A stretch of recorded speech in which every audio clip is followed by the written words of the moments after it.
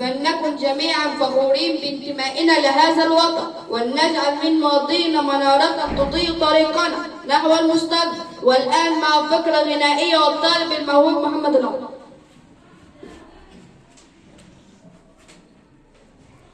ليلى ليلى ليلى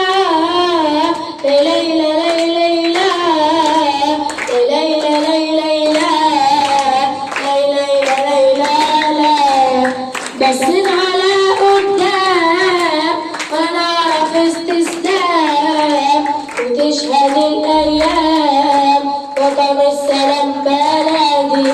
ما هي مصر دي امانه ساكنينها سكنانا، يا دنيا سمعانا احنا في ده بلدي.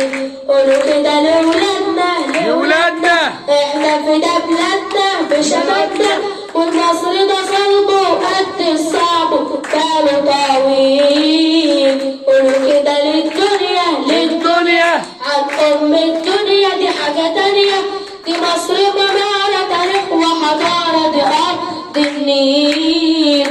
انا في ده بلدي وطن السلام والليل، لكل شيء حاضرين وسينا جوه العين وفي قلبي يا بلدي. لو مهما صار هنشيل ولا ننحني ولا نميل، محروسة أرض النيل يا بهي يا بلدي.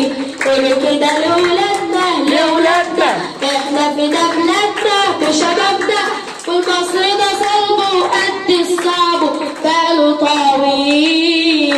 قولوا كده للدنيا عن ام الدنيا، دي حاجه تانيه، دي مصر مناره تاريخ وحضاره، دي ارض النيل. انا في ده بلدي. ليلى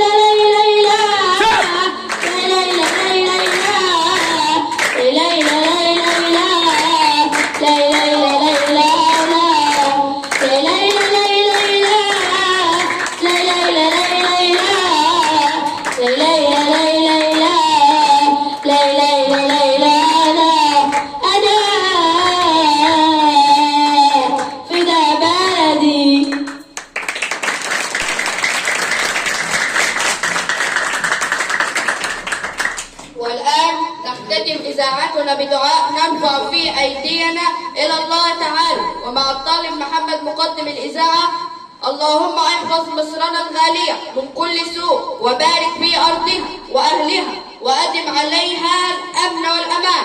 اللهم وفق قادتنا إلى ما فيه الخير، واجعل هذا المتحف الكبير منارة للعلم والمعرفة والسلام.